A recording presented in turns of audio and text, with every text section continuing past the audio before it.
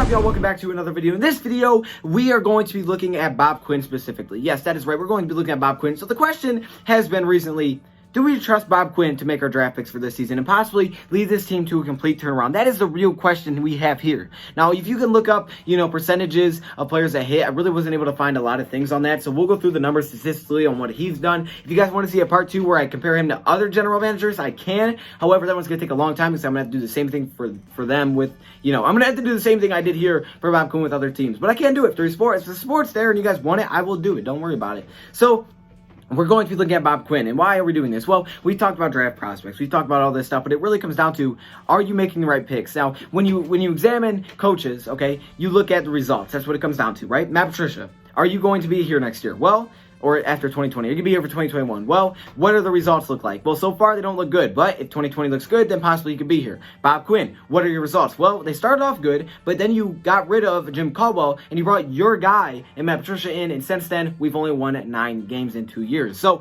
not looking good. However, we know last season a lot of it had to do with Stafford going down. I don't think we were a playoff team, but I think we would have been obviously more wins, maybe like 7 wins if Stafford would have stayed healthy. So that is definitely something that has an impact. But what it really comes down to here for Bob Quinn is this. In 2020, we need a lot of help, especially on the defense side of the ball. And we're going to have about $52 million in cap space, which is what it is. You have the money, you spend it. It is what it is. But the draft to me is more interesting because it's not a spending money thing. It's you have who's available, you can trade.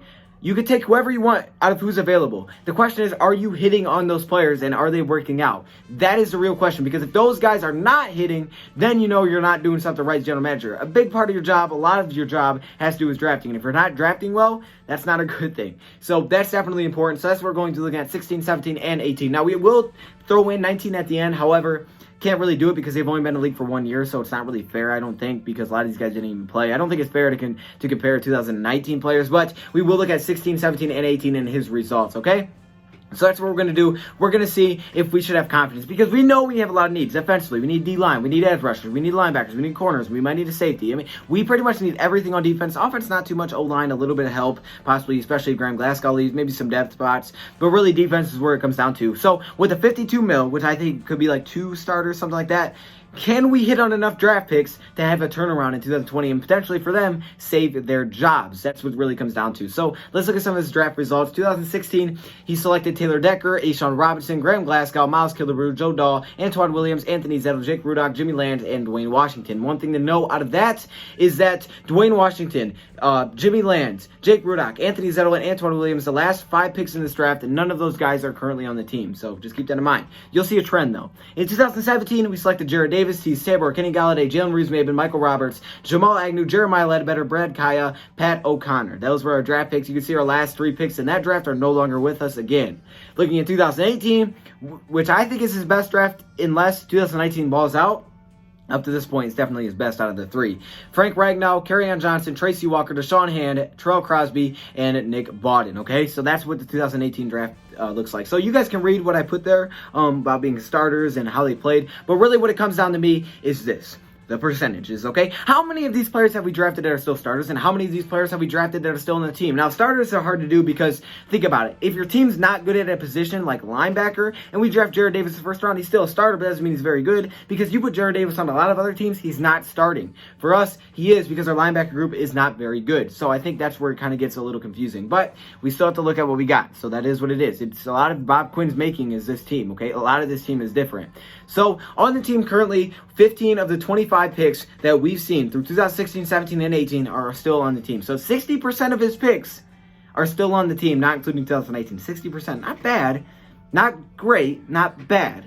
Now, if you look at starters, 11 out of the 25 picks have been starters, which honestly isn't bad. When you think 15 are still on the team and 11 of those are starters, not terrible, but not great. 44%, kind of disgusting, but well, it's hard because we can't really compare it to another GM unless I do another video. So if you guys want to see it, let me know. But we can just look at what he's done and know whether or not we should have confidence that this season that he can turn this team around by making good draft picks, because that's what it comes down to. So in the first round, throughout the 3 years, 16, 17, 18, in the first round, he has selected 3 picks. And out of those 3 picks, all of them have been starters. So a little bit of a round of applause there for him. A little bit. That's why I'm not clapping too hard, because there have been some ugly picks. But that one has been pretty well. It's hard to mess up a first-round pick, but it happens, all right? Corey Coleman. I mean, there's a lot of guys out there that you can look at and say, wow, we blew that one. Especially Quarterbacks, but even excluding quarterbacks, you can miss on a lot of first-round picks. We have not so far, so that's obviously a good thing. We've only had one first-round pick in each draft. We could potentially have multiple picks in this draft, so if we trade back, right, so that make it great. And obviously, if he's 100%, then yes, that might be a good thing because he drafts starters, and we need starters. We don't need role players. I dropped my ball. We need starters, but we could use role players too. So the guys that he has drafted is Frank Ragnow, Jared Davis, and also, I don't know why I always forget this guy, Jared and Taylor Decker, okay? Taylor Decker, those are the three guys that we have drafted. We have drafted Taylor Decker, and Taylor Decker seems like a solid left tackle, not great. He's gotten better. I think last year was a better year for him. Protects Stafford's blind side, so he's super important to our team. I don't think we're going to replace him, so I guess that's a good thing. Frank Ragnow's the best first-round pick we've had, maybe one of the better picks we've ever had. Frank Ragnow, maybe our best offensive lineman, especially at center. And Jared Davis is a starter, but like I said, if he was on other teams, I don't think he would start. He's definitely the worst one out of the three, but I don't think he's awful. However, for a first-round pick, maybe not the best pick. Now, in the second round, you can see second hasn't been as kind. In the second round, we have selected A'Shawn Robinson, Kerryon Johnson, and Teez Tabor. Out of those three, you can just hear those names and you're like, that's kind of how you feel. Like, okay, I mean, not good, not terrible. You know, you don't know how to feel, right? Because when you look at it, Teez Tabor was a complete terrible pick. We know Teez Tabor was an awful pick. All right, he's an awful pick. So like I said, 0 out of these three guys are starters. Now, you may be like, oh, okay, hold up. Kerryon's a starter. But in my eyes, I don't list him as a starter. Why? Because he's never healthy. Now, when he is healthy, he starts. So I guess you could list him as starter if you want to. However, the thing is, he's had 2 seasons where he's missed basically half the season. And when you do that, it really doesn't matter if you're listed as a starter or not. You're not starting, so because you're injured. So really, being able to play is very important. Now, that may not be Bob Quinn's fault as much, but it's still a factor, and it is what it is. If you're not on the field, you can't do your thing. And I don't think he's a bad player. It's just the health. And then when you look at A'Shawn Robinson, this was a below-average pick. A'Shawn Robinson hasn't been great for us. I don't think he's going to come back this season. I think we're going to take the money we can. We're going to save that money. And I don't think we're going to go spend it on a different free agent. I really don't. I think we're going to spend it on a different free agent. I don't think we're bringing him back. So really, it says 2 out of the 3 players are still on the team, but it potentially could be 1 out of the 3 players on the team. So second round hasn't been very kind. Next up, round 3. Round 3 has been maybe the best round for Bob Quinn. All right, he is loving round 3 because he has selected Kenny Golladay, Tracy Walker, Graham Glasgow.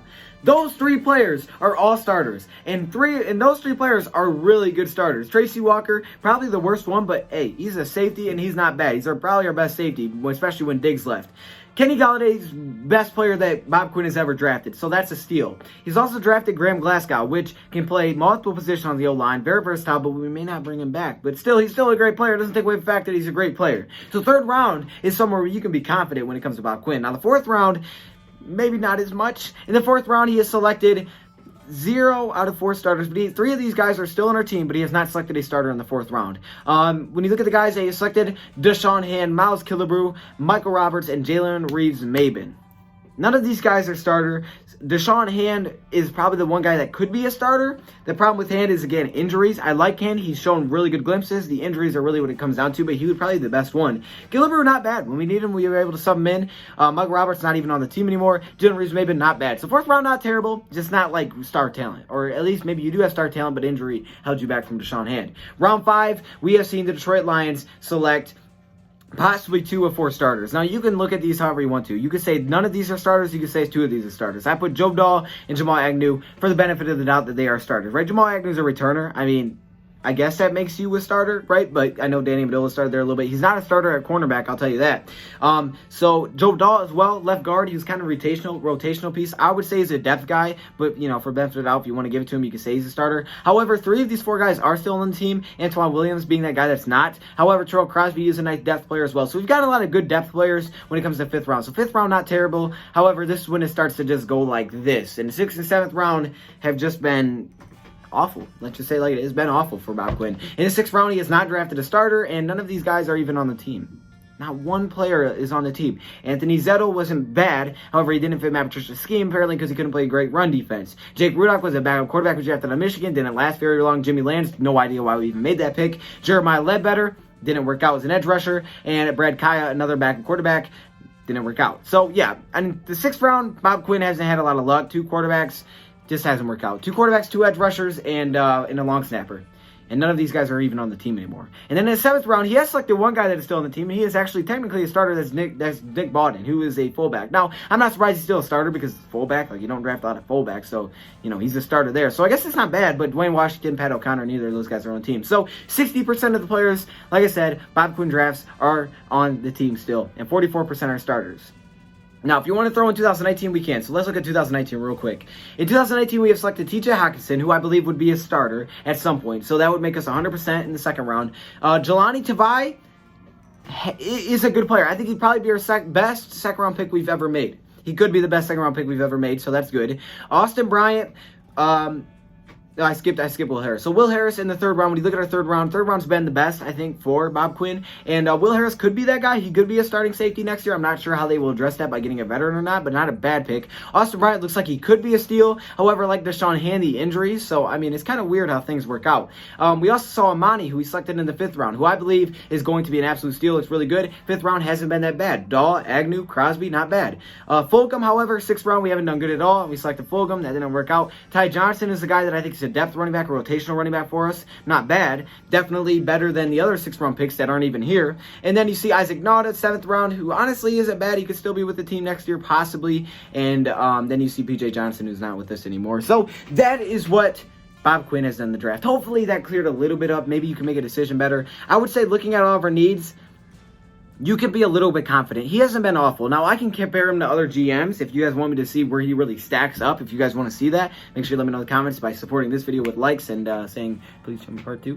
But I think when we look at this, when we look at percentages, the 1st round definitely is a place that we want to have draft picks. And I think this makes it more to the fact that, yes, if we can trade back, do it. If you can trade back and have 2 first-round picks, I know it's not always works out like this, but if you can trade back and have 2 first-round picks from even 2019 combined, you have seen that Bob Quinn has at least made good picks. I mean, not great, but they've been solid. So better than the 2nd round. 2nd round hasn't fared too well for us. So 1st round, if we can add 2 picks, if we can have a 2nd pick in the 1st round, then do it. Otherwise, I think at 3, you're gonna draft starter. If you don't draft a starter at 3, that automatically means you got to be gone. I mean, I don't know what you're doing. If he gets hurt, it's different. But if you draft this guy in 3rd pick and he can't start right away because he's not that good, that's not good. In the 2nd round, hasn't been very well, so that's a little bit concerning. We do only have 1 2nd round pick, but it's a little bit concerning knowing that it's our 35th, but it's really close. I mean, we haven't had high picks like this. Keep in mind, none of these drafts have been as high, right? 2019, we were the 8th pick in the draft. That was the highest we've been. Other than that, it's been 20s, 16. It's been like that. Taylor Decker was the 16th pick, so we haven't been this high. This is the highest we'll be. So definitely changes things up, and hopefully those top 2 rounds can get a little bit better. And round 3s look great, which is great, because we see a lot of linemen out there. And who sticks out to me is Graham Glasgow. Now, possibly wide receiver. Galladay would get another wide receiver. Graham Glasgow sticks out to me because I think he's going to be gone, and maybe you get the same kind of replacement out of another lineman in the 3rd round. In the 4th round, we see maybe we have gotten some depth guys, some rotational guys. We missed on a few. We gotten some depth guys, though, and I think that's solid. If you get a depth guy in the 4th round, it's okay. You would love to have a starter, but it's okay. 5th round, not bad again. If rotational player in the 5th round, I wouldn't be mad about that. 6th round, we have not hit on anybody, so hopefully we can hit on somebody other than Amani. I think Amani is a hit. However, he was a 5th round pick. I don't know why I brought that up. However, we haven't hit on anybody yet other than maybe Ty Johnson. But in the 6th round, I think possibly, I don't know what we do in the 6th round. Maybe a quarterback. We don't have a 7th round pick anyways, but we do have 2 5th round picks, and 5th round has been okay to us for depth players. So should he be confident? I think you should be a little confident. It hasn't been so terrible to the point where it's like, oh no, like this is not going to work. He has drafted some good rotational players. I'll give him that. However, when it comes to drafting an elite star talent, we haven't seen that super often. 3rd round definitely looks like the best. We've seen Galladay and Glasgow and probably Ragnow, who I would say are the best draft picks he's ever made. Other than that, though, not a lot of crazy talent, but we need to make sure we get some talent. But again, higher draft picks. Hopefully, you know, I'm not really making a decision for you. You guys can make your own decision, but I just want to make some numbers and, you know, then you guys can make your decision. So let me know what you guys think. If you want to see a part 2 where I compare them to other GMs, make sure you let me know. And, yeah, so go Lions. I think we do have an opportunity to fix some things this offseason, especially with a higher draft pick. I think it makes a big difference. I think that 2nd round pick is nearly a 1st round pick. When you think of how late we selected in some 1st rounds. If we can trade back and get a 2nd 1st round pick, we're going to have like 2 picks inside the top 35, which is going to look really good, like 3 picks inside the top 35. So that'll change a lot of things. And, yeah, hopefully it's a really good draft here. But hasn't been awful. Definitely in the 6th round. We have 1 6th round pick, so I guess we'll see who it is. Hopefully you can kind of change that narrative. Anyways, let me know your thoughts, comments below. Thank you for watching, and I'm out.